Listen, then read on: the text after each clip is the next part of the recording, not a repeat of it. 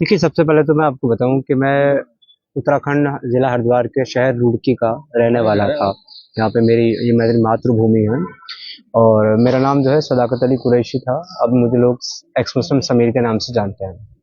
मैंने 2018 में इस्लाम छोड़ दिया था। उसके बाद मुझे जो है बहुत बड़े विरोध का सामना करना पड़ा, यहाँ तक कि मुझे अपना घर भी त्यागना पड़ा और 2021 में मैंने अपना घर त्याग करके और मैं जो है दर बड़े भटकने के लिए मजबूर हो गया। फिर दूसरे शहर में जा कर के मैं रहता हूँ। अभी किसी को मैं अपनी एड्रेस नहीं बता सकता, आइडेंटिटी नहीं बता सकता, क्योंकि हर तरफ से जान का खतरा है, लोग मारना चाहते हैं।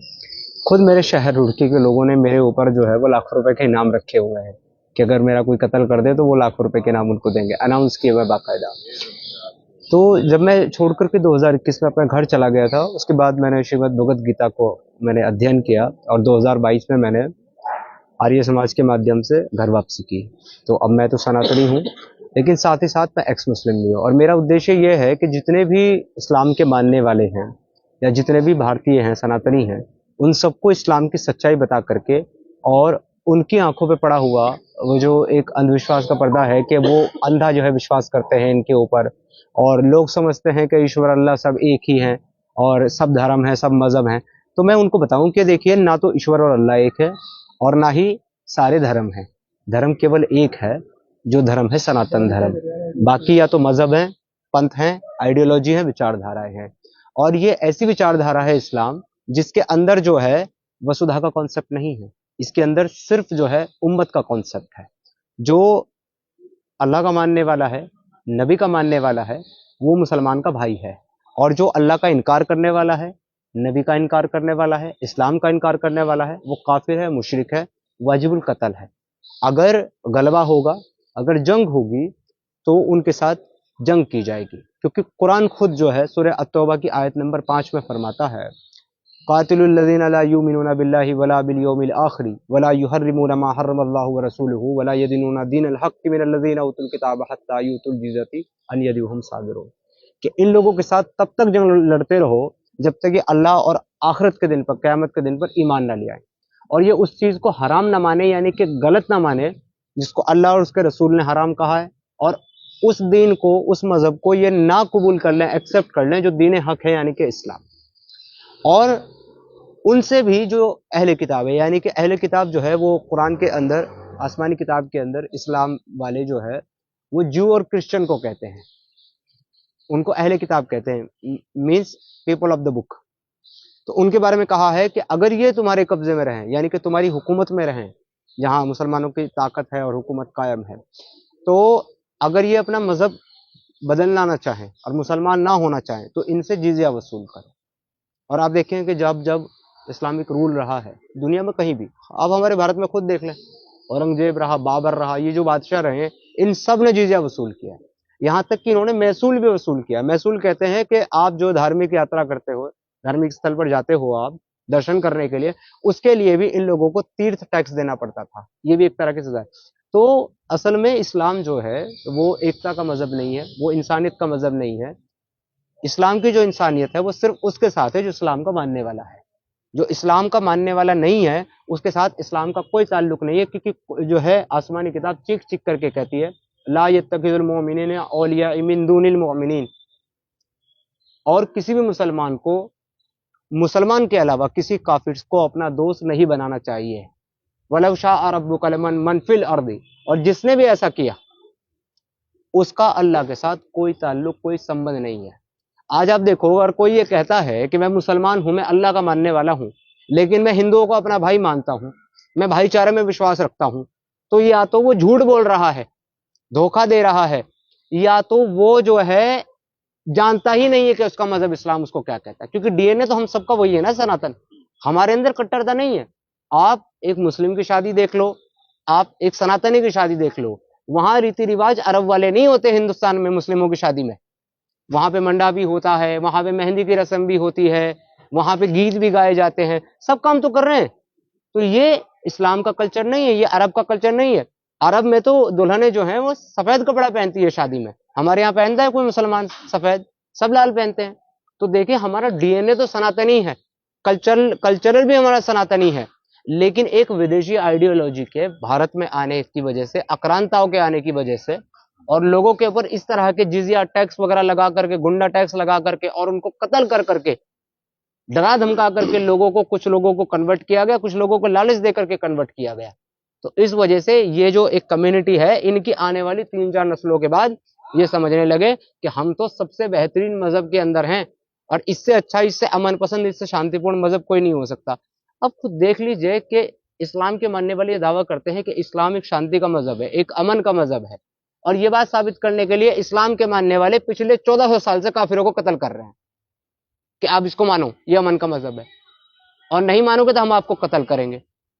तो ये एक विचारधारा, एक आइडियोलॉजी है ऐसी, और ये विचारधारा, ये आइडियोलॉजी जहां जहां जाएगी, ये वहां वहां केवल और केवल अपने स्क्रिप्चर को फॉलो करेगी, अपनी इस्लामिक मान्यताओं को, तालीम को फॉलो करेगी, और ये सारी दुनिया के अंदर फसाद और झगड़ा और एक्सट्रीमिज्म और टेररिज्म को फैलाने वाली आइडियोलॉजी है। जितने भी लोगों ने आज तक जो भी किया है, वो सब इस आइडियोलॉजी को मान करके किया है, चाहे वो पहलगाम अटैक हो, चाहे वो कश्मीर जेनोसाइड हो, चाहे वो मुजफ्फरनगर दंगा हो, चाहे वो मोपला कांड हो, जिन्होंने भी किया है उन्होंने सिर्फ अल्लाह अकबर के नारे लगा करके ये काम किया है, क्योंकि उनकी आइडियोलॉजी है। कितने लोग आपके साथ शामिल हुए हैं आज और क्या उद्देश्य लेके चल रहे हैं कि आपको लगते होंगे? आज हम लोग जो है यहाँ पे 4 लोग एक्स मुस्लिम जो है वो आए हैं, और अभी हमारा सम्मेलन होने वाला है 14 नवंबर को यहाँ ऋषिकेश में, जिसमें जो है 100 के आसपास एक्स मुस्लिम की गैदरिंग होने वाली है, और बहुत सारे सनातनी भी। और हमारा उद्देश्य केवल इतना है कि हम प्रदेश को जागरूक करें और अवेयरनेस लाए यहाँ पर इस्लाम के बारे में, ताकि ये जो लैंड जिहाद हो रहा है, ये जो अवैध कब्जा हो रहा है, ये जो पीर निर्माण किए जा रहे हैं, मदरसे निर्माण किए जा रहे हैं, लोगों को कन्वर्ट कराया जा रहा है, लव जिहाद किया जा रहा है, इस सब के ऊपर जो है रोक लगे, जनता जो है वो जागरूक हो। जब देश ने ऑलरेडी, प्रशासन ने कानून बना दिए, तो उन कानून का पालन हो। धन्यवाद। और कहाँ पहुंचे आज आप, पहले ये बताइए। ये आज ऋषिकेश में पहुंचे। मेरा नाम सलीम वास्तिक है और हम ऐसे आदमी हैं जिन्होंने इस्लाम को समझ लिया और समझने के बाद उसकी कुरीतियों को छोड़ दिया और अब अपने मुसलमान भाइयों को उसके बारे में सच से अवगत कराते हैं कि ये अल्लाह की किताब नहीं है, क्योंकि इस्लाम ने हिंदुस्तान को चारों तरफ से घेर रखा है। ये एक सोची समझी साजिश है जो हिंदुओं की तो समझ में आ ही नहीं सकती, हमने समझ लिया। तो अब हम इसको आहिस्ता आहिस्ता इस दिमाग को खत्म करने की कोशिश कर रहे हैं। अपने मुसलमान भाइयों को ये सच बता के कि कुरान अल्लाह की किताब नहीं है, इससे दूर कर रहे हैं और इसमें कामयाब भी हो रहे हैं। बहुत लोग जो है इस्लाम को छोड़ रहे हैं इंडिया के अंदर भी, और हमारे साथ और भी एक्स मुस्लिम साथी आए हुए हैं। ये भी इसी तरह से पहले मुसलमान थे जिस तरह से हम थे, और अब ये लोग भी इस्लाम को छोड़ चुके हैं और इसी तरह से प्लेटफॉर्म के ऊपर जा जाके लोगों को अवेयर कर रहे हैं, उनको जगा रहे हैं, उनको समझा रहे हैं कि इस्लाम हमारा मजहब नहीं है, ये एक विदेशी कल्ट है, ये एक विदेशी मजहब है जो हमारे ऊपर थोपा गया है जबरन। कभी हमारे पूर्वज हिंदू हुआ करते थे, हम उन्हीं पूर्वजों की संतान है जो कि कभी हो सकता है तलवार के दम पर, हो सकता है सलवार के दम पर हिंदू से मुस्लिम हुए। अब हमें मौका मिला है तो हम इसमें कदम उठा रहे हैं। जी, आप कहाँ के रहने वाले हैं? मैं दिल्ली लोनी गाजियाबाद। तो जिस प्रकार से आपने कदम उठाया है, क्या आपको लगता नहीं है कि जो मुस्लिम समुदाय के लोग हैं वो आपका इसका विरोध करेंगे, आपको बाहर करने की कोशिश करेंगे? हाँ, होगा, सब कुछ होगा। अब डर के तो पीछे नहीं हटा जा सकता। जब भी कोई क्रांति आती है तो उसमें कुर्बानियां भी होती हैं, हो सकता है जान की कुर्बानी हो जाए। ऐसे जितने भी बदलाव हुए हैं वहां पे कुर्बानियां जरूर हुई हैं। अच्छा, सुनना है तो क्या कहना चाहेंगे आप, किस उससे आते हैं, समुदाय से, उसमें रखते हैं? हम सुन्नी समुदाय से हैं, सुन्नियों के अंदर भी 4 हैं। हम देवबंदी है, तो देवबंदी फिरके से होते हुए मैंने इस्लाम को छोड़ा। तो क्या आप सनातन को कबूल कर चुके हैं? देखिए, सनातन क्या है, कर्तव्य हमारे एक दूसरे के प्रति, जीवों के प्रति, कुदरत के प्रति, हवाओं के प्रति, पानी के प्रति, पहाड़ों के प्रति, तो ये कर्तव्य हमारे नस नस में होने चाहिए और सनातन को कबूल करने के लिए जरूरी नहीं है कि कोई प्रक्रिया की जाए, उसको आप अपने जीवन में उतार सकते हैं। सनातन ये धर्म है धारण करने योग्य। जी, तो प्रदेश में, उत्तराखंड में भी किसी प्रकार का कोई आप कार्यक्रम चलाएंगे इस प्रकार का? हाँ, उसी के लिए आए हैं। अब 14 तारीख को हम यहाँ पे पूरी एक गोष्ठी करेंगे और उसके बाद यहाँ कैसे उत्तराखंड को इस चीज से बचाना है उसकी कोशिश हम अपनी तरफ से करेंगे। जो काम आपने कदम उठाया है, अभी तक आपके साथ ऐसे कितने मुस्लिम और साथी हैं जो अभी तक सनातन को अपनाने के लिए तैयार हैं? बहुत हैं, गिनती नहीं है कोई गिनती नहीं है, गिनती से बाहर है।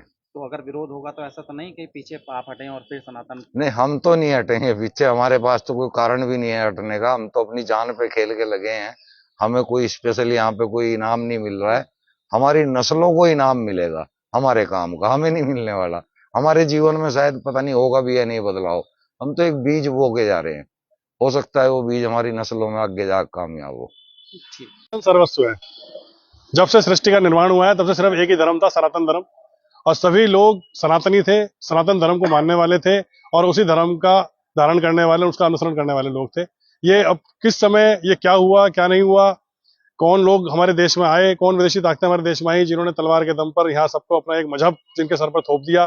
कुछ लोग जो नहीं मानना चाहते थे इस मजहब को, उन्हें मार दिया गया, काट दिया गया, और जो लोग डर के इस मजहब को धारण कर बैठे उन सबको एक नाम दे दिया गया, विशेष समुदाय, जिसे हम मुसलमान बोलते हैं।